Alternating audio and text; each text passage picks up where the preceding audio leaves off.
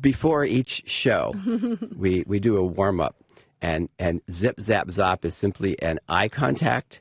And you start with zip and a little clap and a point. And then the other person does zap. And then the third person does zop. And you continue around the circle until you get tired of doing zip, zap, zop. Continually passing the energy in this game. That's the point of it. Do you ever begin a show maybe with not as much energy as you would like? Friday nights, our shows are Friday, so absolutely. Thursday's my last. Right. So Friday, absolutely. Yeah. Every show, I'll do the E because... Did I skip it? Yeah, you skipped I don't know the E. alphabet. This is embarrassing Yeah, for me. I mean, you have to know your alphabet in improv. I'm trying to figure out what I said. I interrupted. No, too. you did fine. You were it was doing Barbara. Okay. Yeah, it's me, I believe. Barbara. Is the I'm one. out of the improv troupe. You're out of the I'm improv troupe. You can't. If you Yeah, can't do new a name mistake, you can't be. So every show we do that. Friday. Whatever that was that we were doing, we do it. Okay, folks, we're playing a game. It's called the Alphabet Game. We have other games that I want to play, so we'll give that one up. But can you tell us a little bit about the history of improvisation as an art form? Where did it come from? Mm-hmm. Like 16th century commedia dell'arte. Yeah. That's really kind of Really? where it all started. Absolutely. Really, yes. The Italian comedy in the 16th century, troops were formed, and they did a lot of political humor and a lot of daily life, making fun of things, making fun of life. Used a lot of masks. You probably have seen the mask. Think of Punch and Judy. Mm-hmm. That came out of the Commedia dell'arte. Spread to France and to England, and grew from there in Europe. And then some of the English and European comedians and actors came to the United States and started things like vaudeville. They started things in the early 1900s. Stan Laurel is one of my favorite comedians. Came with Fred Karno's English Music Hall. A lot of improv in that, and with Stan Laurel. He was a writer, but he also did a lot of improv. Came over with Charlie Chaplin. Those are the ways it started. As a performance art, Viola Spolin was a social worker with the WPA at the Hull House in Chicago. And she took some of these things from vaudeville and from the comedians that came over, the improv, turned it into games to use at the Hull House. I love that. Oh, so it really hasn't changed much even in how it's practiced? Not really. Not really. It's changed in how it's used in some ways. But the way it's practiced, it's pretty much the comedy that we see now. Was there some sort of modern resurgence of this at some point, Barbara?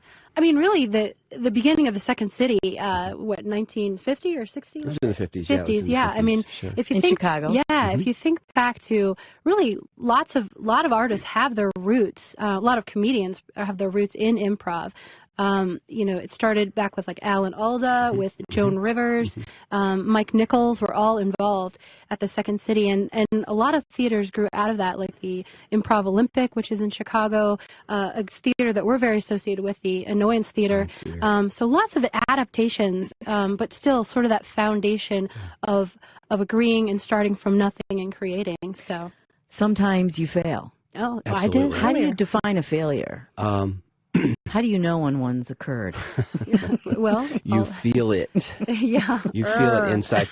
And you know what? It's okay to fail. And Yeah. I guess it's a failure in the moment, but you're not a failure because you failed. That's that's a pretty stock statement. Oh, I cling to it every day. Yeah, you have to. Yes, you have to.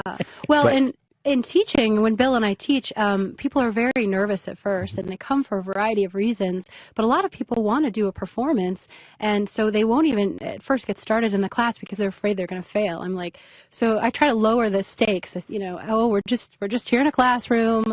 I'm barely watching. Just get up on stage. But a personal story, I had a failure sort of in a public setting, and I thought, well, this is my last day in improv. But it really wasn't. It helps you grow and see there's another side. There's another side. Is improv usually done with a troupe? Is it ever done just alone? It's called a monologue. Okay. No, I think there's some folks there are people who do one-person shows. Yeah. Absolutely. And it does become, actually, there's something going on at Catco. Fully Committed is a one-person show. It's an entire play. It takes place in a restaurant, and I'm not sure of the total details, but it's coming up.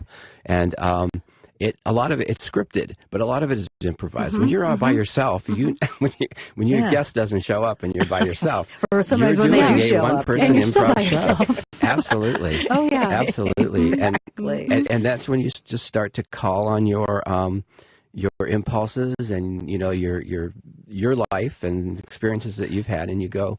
But sometimes a perceived failure on stage can lead to a whole nother line of the scene. I mean, you might have started in one place, and the failure happens, and you're a whole other distant universe. And those are fun. Those are really fun when you do that. We have to take a quick break, but before we do, I want to ask you this question: is improvisation all about ending up laughing, or can it make you cry too? Absolutely. Jonathan Fox from New York does a training program. It's called Playback Theater. Playback Theater is an opportunity for a person from the audience to come up and tell a story. There's a director who kind of puts the story together, and there are 4 actors who improvise that story. It can be funny. It can be therapeutic. But it is drama. There's improv in drama therapy. Drama therapy is a field that takes role playing to improv to a role playing level. Yeah, so the answer is yes. There's more than just comedy. Right. I think it's the really the authentic connection between the players and the scene. So if they're playing it authentic with themselves, it may be funny. It may develop slowly into funny, but it's not necessarily this like I'm winking at the audience, trying to make a laugh, trying to make a joke. There are lots of forms of improv, and that's certainly part of it, like with the comedy sports and the whose line is it.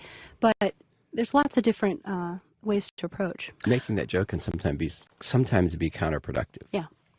We are talking about improvisation today. My guests, Barbara Allen and Bill Sabo, are co-founders and co-directors of the second annual Columbus Unscripted Improv Festival this weekend, starting tonight, actually. For more information, go to wosu.org/allsides, and we'll continue the conversation when we return. This is All Sides with Ann Fisher on 89.7 NPR News.